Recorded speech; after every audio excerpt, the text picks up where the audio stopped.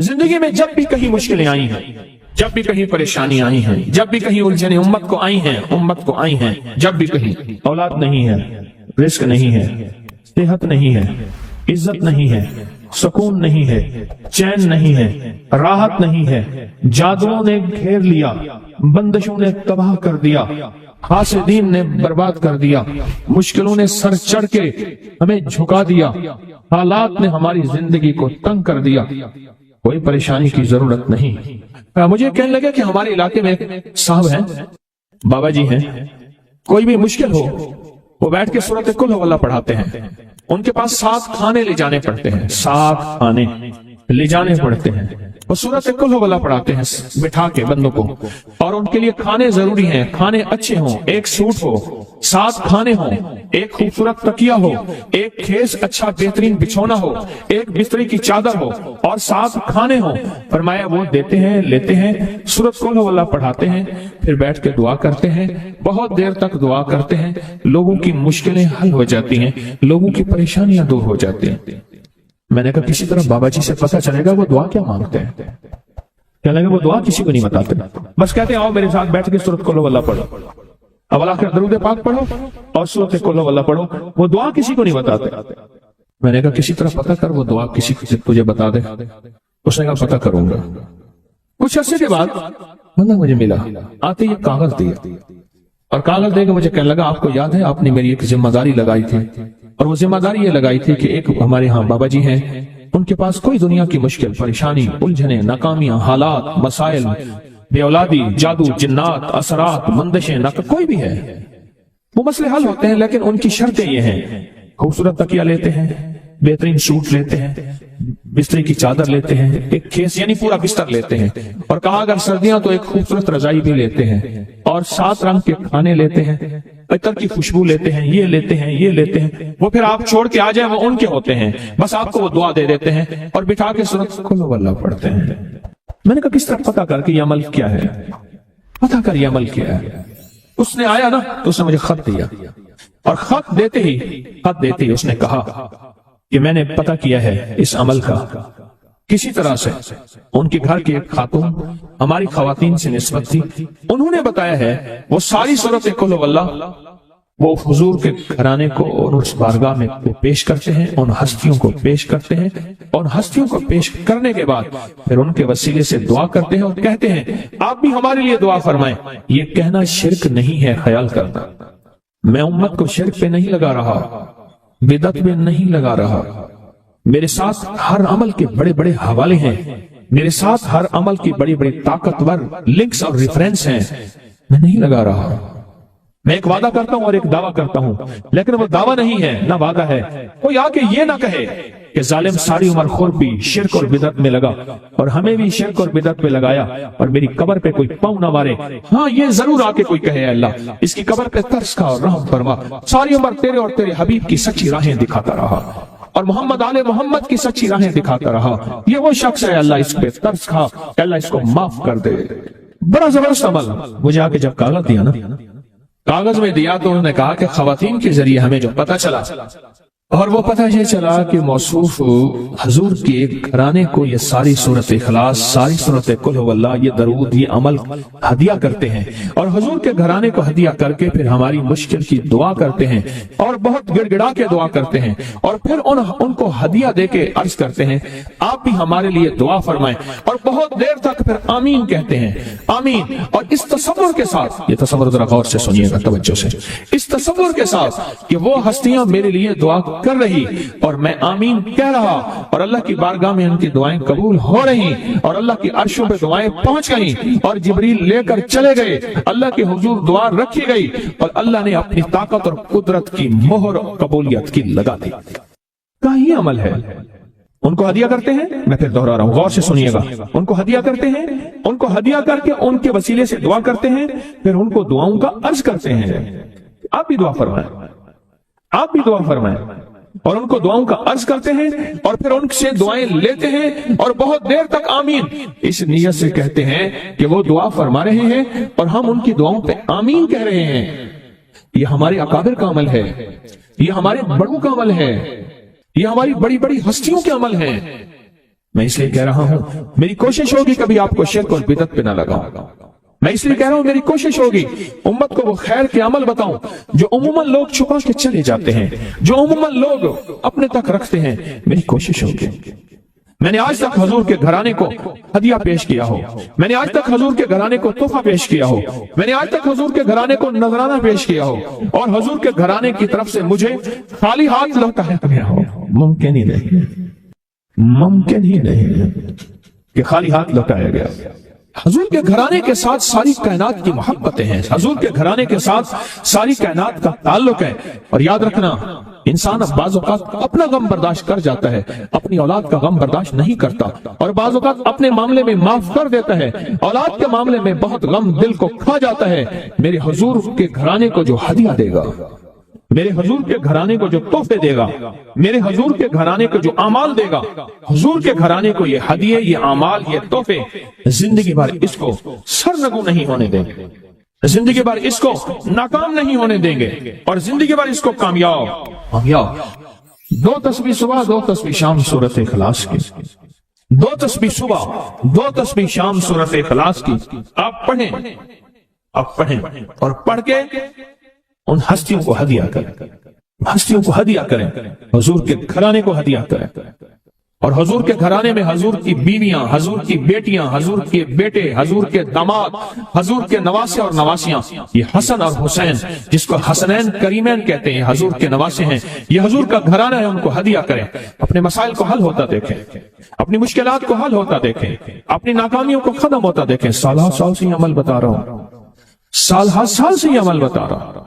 میں نے تو جس کو دیا ہے زندگی میں اس کو کامیابی ملی ہے, میں نے تو جس کو دیا ہے وہ زندگی میں ناکام نہیں ہوا.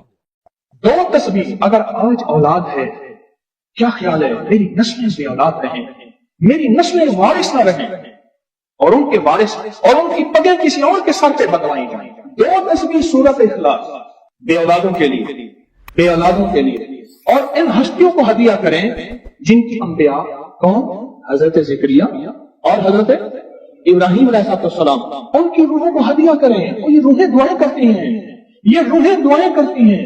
یہ ہمارا جو ختم خواجگان ہے, یہ ابھی ہمارا ختم خواجگان, یہ یہی تو ہے آپ جو پڑھتے ہیں, یہ ذکر خاص جسے ختم خواجگان کہتے ہیں. یہ پڑھ کے ہم اپنے شجرہ کے تمام اولیاء صلحاء, اہل آل رسول, اہل البیت, ان کی ہدیہ کرتے ہیں, پھر ان کے وسیلے سے دعائیں کرتے ہیں. الحمدللہ دعائیں قبول ہوتی ہیں. اور اگلا پیکج, جو بندہ نا حیا چاہتا ہو, حیا دل کے اندر آخری درجے کا, ایمان کی اعلیٰ سطح, حیا کی اعلیٰ سطح, اور تقوی کی اعلیٰ سطح, طہارت کی اعلیٰ قسم, اعلیٰ درجے کا چاہتا ہوگا, وہ دو تسبیح پڑھ کے حضرت عثمان ذی النورین کی روح کو ہدیہ کرے. جو نیٹ کی غلاظتوں, خباثتوں, نجاستوں سے نکلنا چاہتے ہیں, عمل کے اوپر کچھ عرصہ مستقل مزاجی پیدا کریں, مستقل مزاجی پیدا کریں, مستقل مزاجی. اگلی سال اولاد کے مسائل کے لیے, اولاد کے مسائل. ایک تو میں نے کہا نا کہ جن کی اولاد نہ ہوتی ہو, ایک ہے جن کی اولاد ہو گئی ہے, بے روی کا شکار ہے, ان کے کنٹرول میں نہیں ہے. تو وہ اولاد کے مسائل کے لیے دو تسبیح پڑھ کے حضرت عمر رضی اللہ تعالیٰ کی روح کو ہدیہ کریں, اور ان سے عرض کریں کہ سرکار ان کو سمجھائیں, اگر انسان کے بچے نہیں بنتے تو پھر دبے سے سمجھائیں. تجربے ہیں, بڑے تجربے. اولاد کے لیے پڑھ کے حضرت عمر رضی اللہ تعالیٰ کی روح کو ہدیہ کریں. اور بتاؤں, گھر کے جھگڑے, گھر کی الجھنیں, گھر کی ناچاکیوں کو ختم کرنے کے لیے اگر دو تسبیح صبح شام, دو تسبیح صبح شام سورۃ اخلاص کی. یہ آپ کو اس لیے بتا رہا ہوں, کسی کا کیا مسئلہ, کسی کا کیا مسئلہ, کسی کا کیا مسئلہ, کسی کی کیا مصیبت, کسی کی کیا الجھن, کسی کی کیا تکلیف. آپ میں سے جو جس مثلا کسی کی بے اولادی ہے تو وہ بے اولادی والی 200 پڑھ لیں, کسی کی اولاد ہے لیکن اولاد کے اندر نافرمانی ہے تو وہ یہ پڑھ لیں. کوئی ایمان, حیا, اخلاق اور بہت زیادہ تقوی چاہتا ہے تو وہ یہ 200 دفعہ پڑھ کے حضرت عثمان والا عمل کر لیں.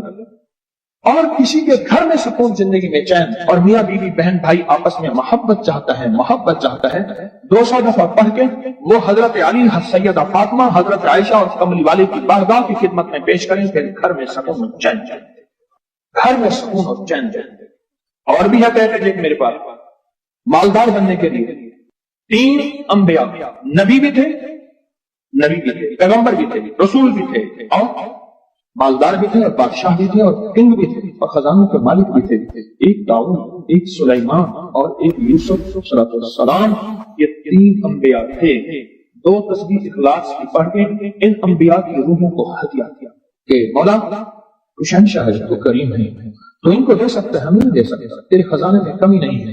اچھا اگر بظاہر ملتا نظر نہ آئے، چھوڑنا نہیں ہے، چھوڑنا نہیں ہے. کیوں؟ رب کا بھیجا ہوا میسج، ہر میسج ریسیو میسج. میرے اللہ کا ہر میسج ریسیو میسج ہے. میرا اللہ کا کوئی میسج ڈیلیٹ میسج نہیں ہے. میرا اللہ کی ہر دعا قبول پہنچتی ہے. یا میرا رب قبولیت کا اسی وقت نظام مقام دکھاتے ہیں یا پھر نسلوں کو تمنگری دے کے دکھاتے ہیں کہ میرے بندے تو مایوس ہو گیا تھا. کیوں؟ میرا جی یہ چاہتا تھا کہ تجھے آخرت کا کنگ بناؤں، تو دنیا کا کنگ بننا چاہتا تھا. میں تجھے آخرت کا بادشاہ بناتا ہوں اور آخرت کی بادشاہت چاہتا ہے، تو یہ میرے پاس نظام ہے. اور ایک میری درخواست ہے، جو بندہ یہ حسرت کرتا ہے اماں ابا کی وہ خدمت نہ ہو سکی جو میں نے کرنی تھی. یہ اگلا پیکیج ہے. اماں ابا کی وہ خدمت نہ ہو سکی جو میں نے کرنی تھی. ساس تھی، سسر تھے، میں ان کی وہ خدمت نہ کر سکا. کوئی استاد کی بے ادبی ہو گئی. بڑوں کے استاد تھے، محسن تھے، پیر و مرشد تھے، یا میرا کوئی صاحب کمال، میں ان کی وہ خدمت نہ کر سکا جو کرنا تھا. ان کے کچھ حقوق ہیں، کچھ کمیاں ہو گئی، کچھ گستاخیاں ہو گئی، کچھ یہ چیزیں ہو گئی. تو ایسے شخص کو چاہیے وہ 2 تسبیح صبح شام یا دن میں ایک دفعہ سورۃ قل هو اللہ کی پڑھ کے ان کی روح کو ہدیہ کرتا رہے، ہدیہ کرتا رہے، ہدیہ کرتا رہے، ہدیہ کرتا رہے. اور بڑا ہدیہ بتا. شاہ یاس رحمۃ اللہ کے پاس ایک بندہ آیا، کہنے لگا حضرت دعا فرمائے. فرمایا چھوٹی دعا کروں یا بڑی؟ بڑی دعا فرمائے. تو فرمایا پوری امت کے لیے بیٹھ کے رو اور پوری امت کی مغفرت کی دعا مانگو. تو میں آپ کو عرض کر رہا تھا کہ 2 تسبیح اگر آپ چاہتے ہیں تو پھر پوری امت کو دے، پھر اماں ابا کو دے، پھر ساس سسر کو یا اپنی بیوی کوئی عزیز کسی کو دیں. پہلے پوری امت کو دیں. کہ جو شخص یہ چاہتا ہے اللہ میری نسلوں کے لیے رزق کے دروازے کھلے رکھ، رزق کے روحانی اور رزق کے جسمانی. اللہ میری نسلوں کے لیے دنیا کی مہنگائیاں، حالات، کرائسس، ناکامیاں اور پتہ نہیں آگے مہنگائیوں کی صورتحال کیا ہوگی، لیکن اللہ مجھ سے اور میری نسلوں سے رزق نہ چھین. تو فرمایا اس شخص کو کہے کہ سورۃ فاتحہ پڑھ، اور سورۃ فاتحہ کو ایک بار پڑھ، اور جب پہنچ ایاک نعبد و ایاک نستعین، اس کو 40 منٹ ایسے وجدان، ایسے درد، ایسی کیفیت کہ کوئی دنیا کا کوئی فرد مجھے یاد نہ رہے سوائے اس کی ذات کریمی کے، اور اس کو دوہرا دوہرا دوہرا دوہرا، اس کو دوہرا. اور کہا کہ میں نے وہ پڑھنا شروع کر دیا، میں نے پڑھنا شروع کر دیا. شیخ حامد کوفی کہتے ہیں کہ کوفہ میں ہمارے ہاں ایک رئیس تھا اور لوگ اس کے در سے کھاتے تھے اور لوگ اس کے در سے بہت لیتے تھے اور بہت سخاوت چلتی تھی. اور سنا تھا کہ اس کے والد بھی ایسے رئیس تھے اور سنا تھا اس کے دادا بھی ایسے رئیس تھے. اور یہ بات سنی تھی کہ اس کے دادا نے کوئی عمل کیا تھا، اور ایسا نہیں، دادا کے بڑوں نے کوئی ایسا عمل کیا تھا جس میں اللہ سے نسلوں کے لیے رزق اور رزق کے خزانے منوائے تھے. کتنے لوگ ایسے ہیں، مال دولت چیزیں ایسے حالات اور گردش میں آئے کہ ناموری سے گمنامی میں چلے گئے. مجھے یاد ہے کہ میں ٹاؤن شپ میں ایک بندے سے ملا، یہ بات ہے آج سے کچھ 27-28 سال پہلے کم و بیش.